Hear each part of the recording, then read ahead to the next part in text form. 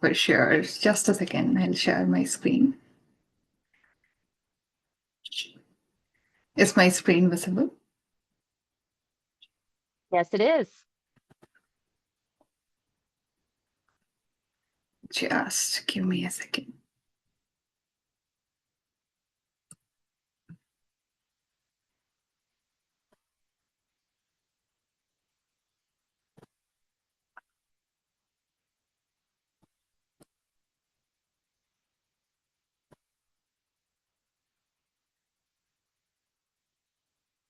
Yeah, so hello everyone. I'm Sneha and I'm thrilled to be here at Indie Design Week.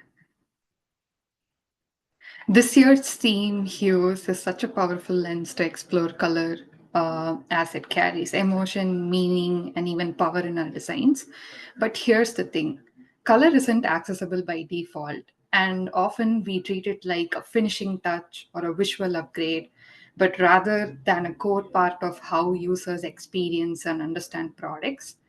As a user experience researcher myself, I spend a lot of time thinking about how people interact with design, especially those who experience it differently from how we expect. And color is one of the most misunderstood areas. In this short talk, we are going to challenge that checkbox mindset around color accessibility and look at what really happens when color is the only cue users are given. Color is a powerful tool. It affects mood, catches attention, and adds aesthetics to our designs. Yet, people don't perceive color the same way. For millions, colors alone can confuse, mislead, or completely block access. One of the most common questions teams ask when checking for accessibility is, does it pass the contrast? For those who don't know, a contrast ratio tells us how different two colors are in brightness, like a text against background, to check if it's easy to read. And there are tools which measure this ratio for accessibility. But just because something passes the contrast does not mean that it's usable, understandable, or inclusive. Color accessibility matters because globally over 2.2 billion people experience some form of visual impairment that affects how they perceive color. And specifically, 1 in 12 men and 1 in 200 women have vision deficiency, which is most often red green color blindness. And that means if color is the only way we communicate something, we are potentially excluding millions of users, sometimes without even realizing it. And despite everything we know, accessibility is still not the norm in digital design.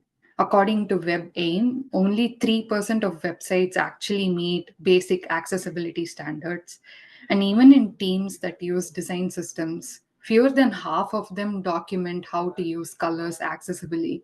So it's clear that the gap is not in the tools, it's in making accessibility a part of everyday design decisions. Using accessible colors isn't just a best design practice, it's also a legal requirement. Accessibility laws worldwide include requirements and guidelines for color usage. And even though tools check for contrast, they can't check for understanding. That's where real users come in. And UX research helps uncover how it's actually perceived by understanding users. So now let's look at how these issues show up in real world scenarios. Even very well known products have made some critical mistakes when they rely too much on color alone. So this issue actually came from Atlassian's Trello, which is a tool used by millions for task management. As you can see in the image, in earlier versions, Trello used color-coded labels like red, which meant urgent, green for approved, and orange for pending or waiting, but without any text or icons. For users with red green color blindness, these labels were hard and nearly impossible to distinguish.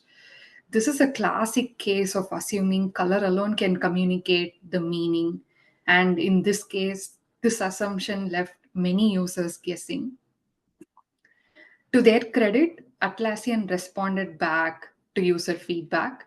They introduced a feature called colorblind friendly mode, which adds patterns and labels to color coded tags. So now users can distinguish not just by hue, but by texture and text, which is far more inclusive. Next, we all know Apple Watch. And if you have used an Apple Watch, you've probably seen these activity rings. They're designed to track three things: move, exercise, and stand using neon red, green, and blue rings. But here's the problem: there's no label or cues and just some arrow marks. Even users without impairment struggle to interpret and understand as the meaning is not clear. And as you can see the screenshot attached in the review page of Apple, many users asked which color represents what and if it can be changed. Apple has added some accessibility features like grayscale mode and large text. But even with that, the core activity rings design still relies on uh, color alone to communicate the meaning. So, this shows that adding accessibility settings is not enough if the basic design still depends on the color itself. Color is not a universal language. It's shaped by culture, context, and lived experience. Let's look at an example for that. In many Western cultures, red is linked to danger. Think, stop, signs, warnings, or fire. But in Asian culture, red is a symbol of joy, luck, or celebration. It's worn at weddings and even New Year. So, if we design with an assumption that red means danger, we may be projecting our own cultural lens and even missing out on the broader context. And color is rarely neutral. It's not always seen the same way, it's not always felt the same way. And what stands out to one user might be invisible or even overwhelming to another. So, when it's emotional response, visibility, or even meaning, color is not obvious. And designing accessibly means recognizing that people see, interpret, and read color in deeply different ways. So, if color is not visible, obvious, or emotionally consistent, then the real question is how do we design color that actually works for everyone? That's where inclusive design principles come in. And let's walk through what that looks like. There are clear, actionable ways to design color more inclusively, and they're not just based on opinions. These principles are drawn from web content accessibility guidelines, material design, and UX research practices that generally center on real users. And let's walk through some of the key ones. Principle number one, and probably the most important one, is do not rely on color alone to communicate something. According to Web Content Accessibility Guidelines, color cannot be the only way to communicate information.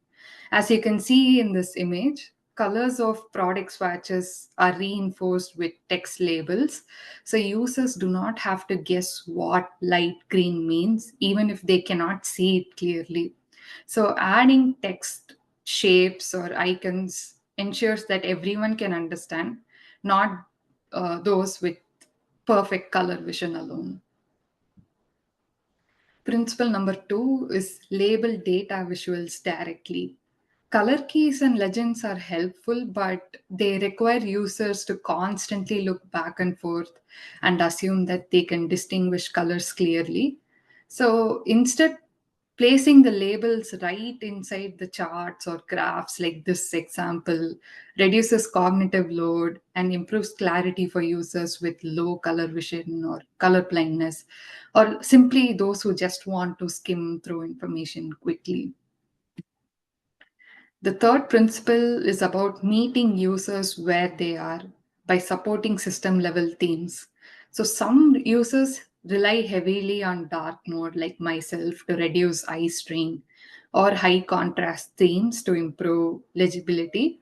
So, if we don't test designs across these modes, important elements can be washed out or completely disappear. And just because something passes the contrast checker does not mean it's actually usable. Contrast ratios are a great starting point, but they do not account for lighting, screen settings, cognitive load, and user expectations.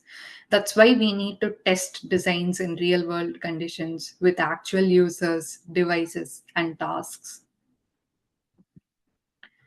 And we intentionally need to include participants with low vision, color blindness, and other cognitive or perceptual differences. Even small changes in how someone sees or processes color can lead to a very different user experience. Inclusive testing can help us catch issues early on and ensures that everyone are benefiting from this and we are not excluding anyone by accident. And design systems are only as good as the feedback they are built on. It's easy to define colors and then forget them all at once, but real users often show us where things do not work. That's where UX research becomes a key. So a lot of teams stop at does it pass the contrast, but that's just one tiny part of accessibility. So let's learn to ask better questions. Can everyone understand it? Is the meaning still clear without color? And maybe the most important thing is, who might this design leave behind? Asking these questions will help reinforce that colors are communicated meaningfully and not just for visual aesthetics. If you're interested in going deeper, here are some resources that I highly recommend. Web for Everyone focuses on creating accessible digital experiences. Mismatch reframes accessibility through a lens of inclusion and really helps shift one's mindset as a designer. And of course, Don't Make Me Think, a classic that reminds us usability should not be an afterthought. And here are some go to tools for designing accessible color systems. Like WebAIM is helpful in checking contrast, Color Oracle helps simulate color blindness, and Material Design Guidelines. They put out best accessibility practices that designers can look into. Color holds power, but only when it works for everyone. So let's keep questioning, testing, and evolve the way we use it. And I'm happy to connect on LinkedIn. You can scan the QR or find me on LinkedIn. The name is Sneha Sivasubramanian. And thank you so much for being here. And thanks to Indie Design Week for this opportunity.